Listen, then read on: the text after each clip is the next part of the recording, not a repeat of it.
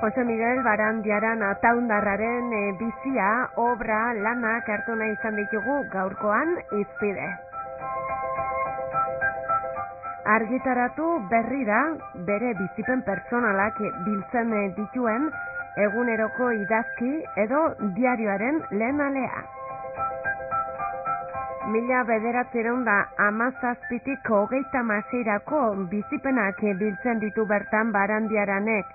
Hortaz mintzatu gara, 8 urtean, Barandiaran Fundazioko lehendakari izan den Jesus Altunarekin hasteko fundazioaren lana zein den kontatu digu Jesus Altunak. Bueno, fundazioaren lana da Barandiarango Jose Miguelen izena eta egin ditun gauzak agertzea, ezta?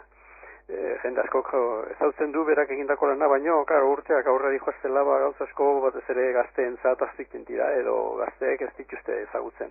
Eta nik uste merezidula Barandiaran ondo ezagutzea, gure kulturaren oinarri handi bat izan dalako. Bera izan da, 20. mendearen testigu bikaina Euskal Herriko, ez da? Ia 102 urte bizizi jun eta hil aurretik ere bainiken aurkezpen bat egin zuen liburu baterako. Lekuko espeziala dugu Barandiaran. Eta fundazioaren helburua hoxe da. Barandiaranek egindako lanak eta agertzea eta argitaratzea eta ezagutara eramatea. Eta lan hori nola egiten duzue? Liburuak argitaratze bitartez edo beste? Bai, batez ere horrela. Bere liburu hobenak argitaratuz. Eta hain zuzen goen gainea, batzuk inglesez argitaratzea dijoazte Renoko Unibertsitatean. Nire honek egin dut bilduma bat, eta dijoazte lehen da biziko aldiz, inglesez bihurtuta, gehiago zabaltzea. Bizitza luzea eta lanean oparoa izan zuen Jose Miguel Barandiaranek, zer azpimarratuko zenuke? Badakite gauza asko direla, baina azpimarratzekotan? Bueno, berak bi alorretan egin zuen lana, ez da alde batetik Euskal Prehistorian. Eta bigarren Euskal Etnografian. Nik garantzia handi ematen diot Euskal Etnografian egindako lanari. Zergatik, azken zinean, induztu espazitxun, eskabatu espazitxun, kobazuloak eta megalitoak eta hor gelituko ziren, etorkizunearako, hortxe konserbatzen dira gauzek. Eta guk edo gure ondorengoak, induztuko zituzten megalitoiek. Baina etnografian egindako lanakin ez. Berak jaso zitun hiltzeko zorin eta gaur egun hilda dauden zenbait eta zenbait ipui, kontu, ezaerazar eta mitologia. Hitz batean. Orduan Barandiaranek egin du gauza handi bat eta lana handi bat hortan. Berari esker ezatzen ditugu gauzeiek. Gainekoan ez autu ez genituke egingo. Oik izaten dizut, berak ikusi zituen lehen da bizirik aur bat zanen geopizkanaka hiltzen nola zijoazten.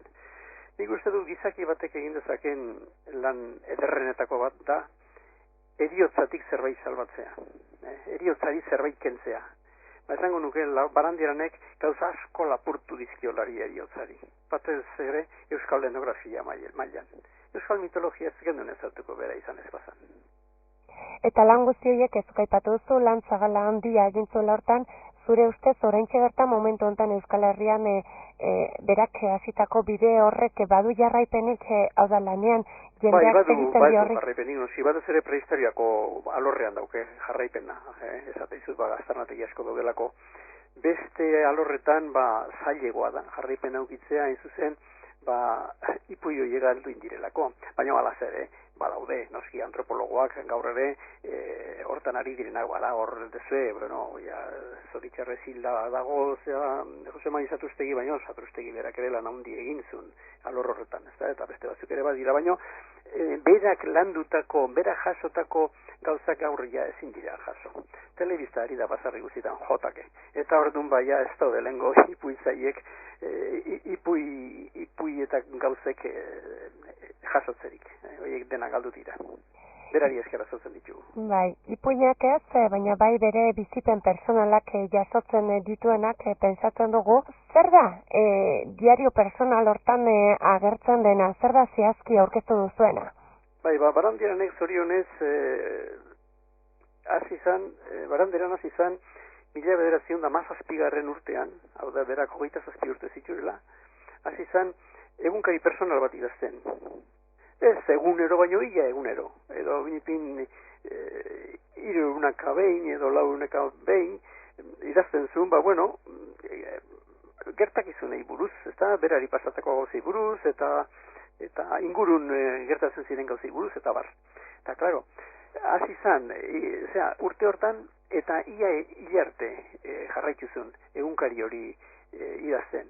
Claro, ikus dezakezunez, garrantzia handiko boladak pasazitxun berak, Errepublika garaia esate baterako, hemengo gerra garaia, gero bestaldea joan berri zantzun, iparraldea joan berri zantzun, iez, noski, gainikoan hemen lepomozeko duzietelako, ez da, eta egin zituen, 18 urte, gero berriro honea torri zan, zan eget, Euskal Herriko ez prehistoria bakarri baita gaurko historiari buruz ere lekuko garrantzitsua da Barandiaran.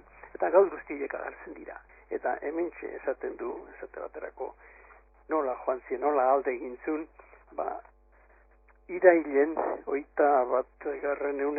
egunean, irailen 20. alde egin zuen hemendik, ja ikusten zulako, Frankoren gerra aurrean ziguala, eta lehen da bizipensatu zuen, kaso Errepublika arrez gaindituko zula, baina ikusten zen ez, eta nola nahi iraile arte hemen egon zen, baina irailean esaten du gara hartan den arderaz idazten zen, en el puerto Motrico, esan nahi du, se aglomera mucha gente de los que van a embarcar. Aquello es un hervidero y buen ejemplo de desorganización. Por fin nosotros embarcamos en el vaporcito El Ángel de la Guarda, unos 45 fugitivos. Con nosotros embarcan 4 o 5 mendigoizales armados con fusiles por si hiciera falta defendernos contra los que intentaran estorbar nuestra travesía. Salimos hacia el destierro hacia las 11 menos 5 minutos. Las estrellas siguen su curso. Ahí se dicen aurre llegó. Vamos a Socó a las 5 de la mañana, viaje triste. Con nosotros van muchos jóvenes de Motrico que huyen de la guerra y que no saben qué harán, dónde se albergarán, ni a dónde deben encaminarse una vez arribados a San Juan de Luz. A mi lado va una señora que a ratos llora amargamente, todos lamentan su propia suerte.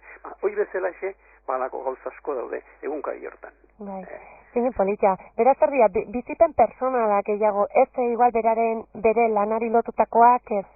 Bueno, denatatik dago hemen agertzen da, Arantzadi eta egurenekin izan zuen erlazioa, nola sortu zen erlazio hori, lanari buruzko gauza asko agertzen dira, non eta ze eskabazioak edo induzketak egiten ari diran, baina baita beste gauza asko ere, bere bizitza partikularrenak, asko baina izan zituen bere agintariekin eragozpenak, seminarioko agintariekin eta beak egiten zituen lanak, esate baterako badauen ben beste paraje baten, beste gozat bat oso polite, aurkitzen duten.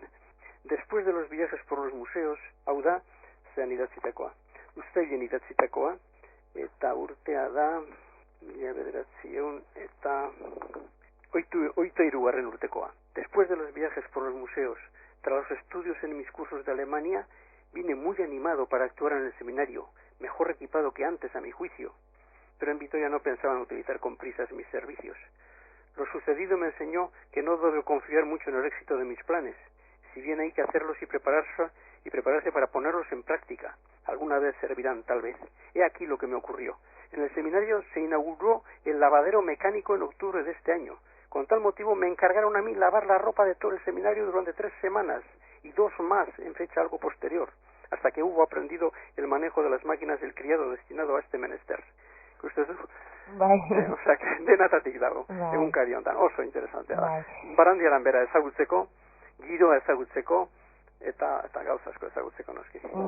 Beraz, zuk aipatu duzu bezala, historia bera, ez prehistoria baizik eta historia bera ezagutzeko ere, oso eraginkor, eta orain oiek, hau da, 36 bitartean, hau da, iparraldera exilioan abiatu zen bitartean argitaratuko dituzue, ideia aurrerantzean? Noski, claro, oso lodi hartatzen dalako ez da, bi aletan atea dugu. Alde batetik bere kuadernotxo txiki batzuten idazten zuen, eta bere kuadernotxoien faksimila. Berak idatzitako berbera, gauz berbera. Horrela, irakurleak ukidezake berak idatzitako aurrean, ez da, eta guk egindako transkripzioa, claro. Batzutan zari txamarra da, irakurtzen, letra honazun, baina alaz ere, zenbait gauz zari txamarra dira irakurtzen, eta guk egin dugu transkripzioa. Baina transkripzioa da, zehatzemeaz. Oker bat balin badago, okerra sartzen dugu. Iten deuna da, noiz behinka, azpin notatxo batzu jarri, ez baterako, azaltzen balin bada, lerro bat alemanez idatzita, iten dugu itzulpena. Edo alako personai bat azaltzen balin bada, esan zein zan personai hori, eta gero argazki batzuk, gara jartako argazki batzuk ere sartu ditugu. Hoi alde batetik. Eta hartu dugu, beratzen da, mazazpigaren urtetik azita, hasieratik, iez egin zunu egun hortar arte. Eta guainazige irakurtzen datozten egunkarik. Urrungo aldea izango da, hartuko dugu, iparraldea etorri zanetik, joan zanetik, ikusiko dugu. Zenbatean baino berba da, ikuste beste aldea izango dela berriro honea itzuli arte. Bestalden hasi zan ja, gutxi bera 1950 urtean hasi zan ja euskera idazten. Diario hontan, gerra aurreko horri bakan batzuk izan ezik, dena gazteleraz idatzita dago. Baina, 30 urtean sartzen ditu horri batzuk euskeraz, eta gero berriz ere gaztelera bueltatzen da. Eta iparralden ere gazteleraz jarraituzun, baina, esate izut, gutxi bera 1950 urtean hasi izan dena euskeraz idazten, eta ja bukaeraino euskeraz daude egunkari horiek. Jose Miguel Barandiaranen figura eta obrara hurbildu gara gaurkoan, esan bezala argitaratu berri ditu eusko ikaskuntzak 1917 eta 1936 bitartean idatzi zituen bizipenak.